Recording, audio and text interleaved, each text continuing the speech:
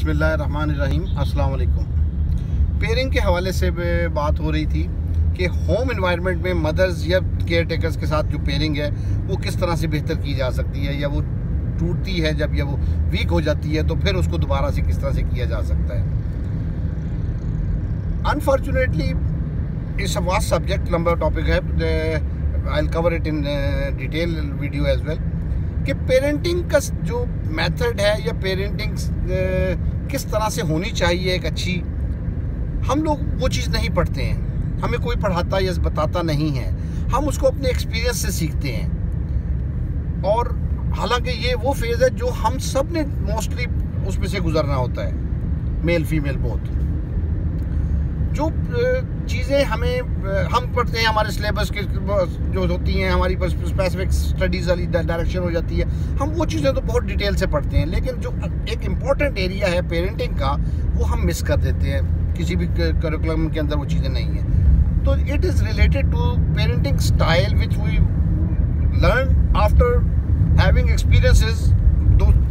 एक दो बच्चे हमारे हो जाते हैं, हम उनके साथ जो हमने रवैया रखा होता है उसको देखते हुए, उनके प्रॉब्लम्स को सॉल्व करते हुए with the passage of time, age के साथ हम उसमें पेरेंटिंग स्टाइल को अच्छे को जानना भी शुरू कर देते हैं। कुछ अपना लेते हैं, कुछ के लिए अपनाना मुश्किल होता है। अल्टीमेटली उसमें बहुत सारी जो बच्चा जो डेवलप हो रहा होता है, जो बड़ा हो रहा होता है, जिसका अपना एक लाइफ स्टाइल आगे बनना होता है, उसने एक ज़िंदगी गुजारनी होती है, उसकी पर्सनैलिटी पे उसके इफेक्ट्स हो रहे होते हैं। नॉर्मल बच्चों के हवाले से भी अगर हम बात करते हैं उसमें भी। Anyhow, coming to the question, ये जो था कि ऑटिज्म स्पेक्ट्रम डिसऑर्डर के बच्चे जो हैं उनके साथ होम एनवायरनमेंट में पेयरिंग कैसी होनी चाहिए, तो उसमें वेरी करता है। एक तो बच्चे का लेवल, एक अगर लो फंक्शनिंग लेवल पे बच्चा है उसके साथ पेयरिंग का अंदाज डिफरेंट होगा बनिस्बत उसके एक बड़े बच्चे हाई फंक्शनिंग के साथ जो। तो इस क्लिप में मैं शेयर करूँगा लोअर लेवल ऑफ फंक्शनिंग के जो बच्चे होते हैं, जो माइल्ड टू मॉडरेट वाली कैटेगरी में फॉल कर रहे हैं, उनके लिए इस कैटेगरी में moderate to severe, mild to moderate high functioning में काउंट करते हैं, और मॉडरेट टू सीवियर वाले जो उसमें हैं उसको। तो उनके लेवल को फंक्शनिंग का जो होता है उनके डिसऑर्डर से रिलेटेड जो है, उसमें उनके लिए ये अंडरस्टैंडिंग नहीं होती कि ये मेरी मदर है, ये मेरे फादर है, ये मेरी सिस्टर है, लाइक दैट। वो रिलेशन को नहीं समझ पाते हैं। उनके लिए पेरेंट्स या केयर टेकर्स क्या होते हैं, वो ऑब्जेक्ट्स के तौर पे उनको लेते हैं कि ये एक इंडिविजुअल है, एक ऑब्जेक्ट है जिसने मुझे फीड करना है, जिसने मेरी नीड्स मीट करनी है, जिसके ज़रिए मैंने बाहर जाना है, जिसने मुझे लुक आफ्टर करना, वो एक ऑब्जेक्ट के तौर पे उनको लेते हैं उस अंदाज से। वर्बलाइजेशन इस लेवल पे बच्चों की कम होती है या नहीं होती है, वो लैंग्वेज रिसेप्टिव अच्छी होती है, एक्सप्रेसिव नहीं होती है, ये इस तरह के फीचर्स उन बच्चों के होते हैं। मॉडरेट टू सीवियर कैटेगरी जो हम बात कर रहे हैं, उसमें अच्छा वो रहता है अगर हम शुरू से ही उनका पैटर्न एक डेवलप कर लेते हैं कि भी कंप्लायंस उन्होंने देनी है, शुरू से ही हम वो एक पैटर्न डेवलप कर लेते हैं। वो पैटर्न कैसे डेवलप होता है कि जब आप एक इंस्ट्रक्शन देते हैं छोटे बच्चे को, जिसकी एज 2-3 इयर्स वाली एज में अगर वो है, और आप वो देखते हैं कि वो उसको उस काम को नहीं कर पाता है, अंडरस्टैंड कर लेता है या अंडरस्टैंड बाज़ औक़ात नहीं कर सकता और प्रोसेस नहीं कर सकता, तो आप उसकी हेल्प करते हैं और उसको आप वो करवाना शुरू कर देते हैं। इस तरह आहिस्ता आहिस्ता एक वक्त आता है कि जब वो बच्चा इस चीज़ में आ जाता है कि जो कहा जा रहा है मैंने उसको मानना है। इनिशियल ईयर्स हमारे वेस्ट हो जाते हैं अनइंटेंशनली, नेचुरली, इनएक्सपीरियंस होने की वजह से।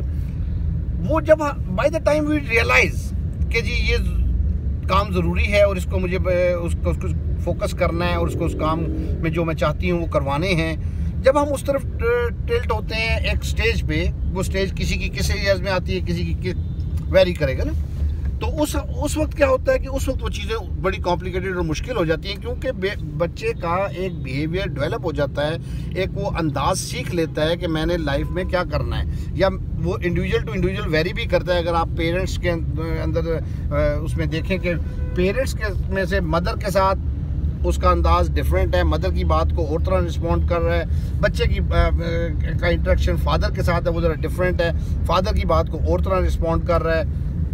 ये कभी फादर की साइड पे अच्छा होता है, कभी मदर की साइड पे, जिसने शुरू से पैटर्न वो रखा हो उसको वो उस अंदाज से होता है। तो अब जिस स्टेज पे आप उसको डिसाइड करते हैं, फिर वहाँ पे आपको थोड़ा सा एक एफर्ट के बगैर वो चीज़ दोबारा डेवलप नहीं हो सकती। वो कंप्लायंस वाली कमांड को अंडरस्टैंड करके उसको प्रोसेस करने वाला फेज़ जो है वो आपको फिज़िकली और उस अंदाज से करवाना पड़ता है, और it takes more time now, जो कि पहले कम होता है शुरू में।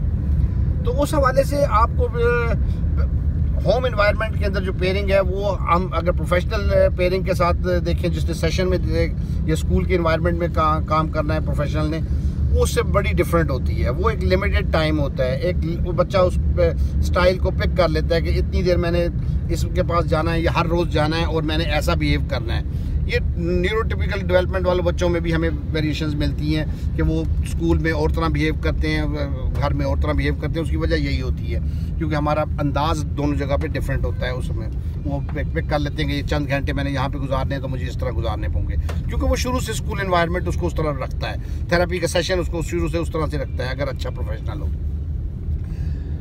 घर में वो नहीं हो सकता। घर में अप्स एंड डाउन्स हैं, प्रेशर्स हैं, कमिटमेंट्स हैं। मदर कभी कुकिंग भी साथ उन्होंने करनी है, उस टाइम में वो पेयरिंग वाला फैक्टर फोकस करने वाला जो प्रोफेशनल सेशन के अंदर होता है वो शायद मिस हो सकता है। कभी गेस्ट आ जाते हैं, गेस्ट के सामने बच्चे का अंदाज और हो जाता है। तो घर के अंदर जो पेयरिंग है, this is a relation between mother and the child और father and the child, whoever is involve. तो वो रिलेशन डिपेंड कर रहा होता है कि वो रिलेशन आपने किस तरह का रखा है उसके साथ। क्या उसको आपने इस बात पे रखा है कि भाई जब मैं तुम्हें काम करवाने के लिए बैठूंगी उस वक्त तुम्हारी कोई बात मैंने एक्सेप्ट नहीं करनी है।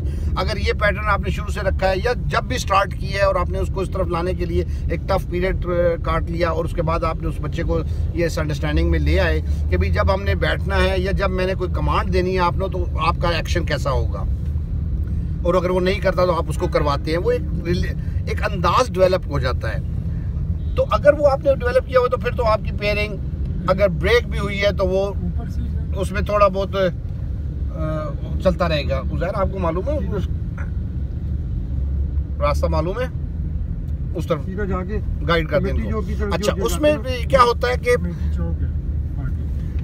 वहाँ पे अप्स एंड डाउन्स के साथ पेयरिंग अफेक्ट जरूर होती रहती है, लेकिन लोअर लेवल ऑफ फंक्शनिंग का बच्चा जो होता है रेपिटेटिव होने की वजह से वो उस अंदाज को अपना लेता है, सीख लेता है कि जी मुझे जब भी इन्होंने कुछ कहना है तो मैंने वो काम करना है, उसका कोई वे आउट नहीं है। आप ये कहना ये हम सिखा देते हैं उसको शुरू से ही, बीइंग पेरेंट, कि भाई तुमने हमारी बात को लाइटली लेना है या नहीं लेना है। This helps a lot. मैंने बहुत सारे बच्चों को देखा है जो मदर्स के साथ, मदर्स ने आई वॉज समटाइम इसी ग्रुप में भी हमारे में ऑर्डर स्पोर्ट ग्रुप के अंदर भी वो मदर्स में हैं जिन्होंने वीडियोस मुझसे शेयर किए। I was astonished to see the compliance and command following of the child, कि वो कितने अच्छे अंदाज में उसको कंप्लायंस दे रहे थे और डिफ़िकल्ट टास्क भी उसको सुनने को करने को मिल रहे थे, but he was making good attempts to for that. उससे मुझे अंदाज़ा हो गया था कि इन्होंने शुरू से ही उसका पैटर्न ऐसा रखा है जिसपे कि इन्होंने अपनी इंस्ट्रक्शन पे उसको ना फॉलो करने वाली फैक्टर को एक्सेप्ट नहीं किया शुरू से। दैट इज़ द रीज़न कि बच्चे ने के और मदर के दरमियान एक रिलेशन डेवलप हो गया है कि जी जब मैंने कुछ काम आपको इस तरह का कहना है तो आपने कैसा करना है। लेकिन उसके अलावा जब होता है जो उसमें जिसने ये पैटर्न एडॉप्ट नहीं किया होता उसके लिए ये मुश्किल होती है और वो उसको उस अंदाज से बाज़ नहीं भी कर पाता है। अब जिस स्टेज पे भी आप इसको डेवलप करना चाहेंगे तो आपको वो अगर पहले डेवलप था और बीच में ब्रेक हो गया वो आपका रिलेशन किसी वजह से और वो बच्चा कंप्लायंस से हट रहा है और कमांड फॉलोइंग में नहीं आ रहा है, तो उसके रिजल्ट में उसको आप रीगेन करने के लिए आपको फिर एफर्ट करनी होगी। उसमें वो रीइंफोर्समेंट और वो वेटिंग और वो सारे प्रॉम्प्टिंग, वो सारे प्रिंसिपल्स वही होते हैं जो आपने अप्लाई करने होते हैं। फिर हम बच्चे को अंडरस्टैंड करते हुए बच्चे को ये भी पता होता है कि फॉर एग्जांपल बाहर जाने का एक बच्चे को शौक है, एक बच्चे को राइड्स पे जाने का शौक है, एक बच्चे को कुछ खाने का शौक है। हम उन चीज़ों को इस्तेमाल करते हैं और उसको प्रोलॉन्ग करते रहते हैं उसके लिए एक रीइंफोर्सर के तौर पे, और वो एक उस रिलेशन की बॉन्डिंग में वो चीज़ें हेल्प कर रही होती हैं जो उसके इंटरेस्ट होते हैं, वो उसमें असिस्ट कर रहे होते हैं कि मैंने किस तरह से चलना है। तो ये बेसिकली घर की इन्वायरमेंट में वो रिलेशन जिस तरह का हमने बनाया होता है, वो रिलेशन हमें हेल्प करता है पेयरिंग के हवाले से कि वो कैसा है, वो अप्स एंड डाउन्स उसके साथ साथ चलते रहते हैं। I hope it helps. इंशाल्लाह जो नेक्स्ट वाला जो पार्ट है इसका हायर फंक्शनिंग वाला, वो ज़्यादा अफेक्ट कर रहा होता है क्योंकि वो बच्चे सेंसिबल होते हैं और उनको हैंडल करना अ बिट ट्रिकी, और एट द सेम टाइम वो क्लोजर टू जब नॉर्मल होते हैं तो फिर हम उसको जब नॉर्मल वे में डील करना चाहते हैं तो उसमें डिफरेंस होता है। I will address that in next clip इंशाल्लाह। Thanks a lot.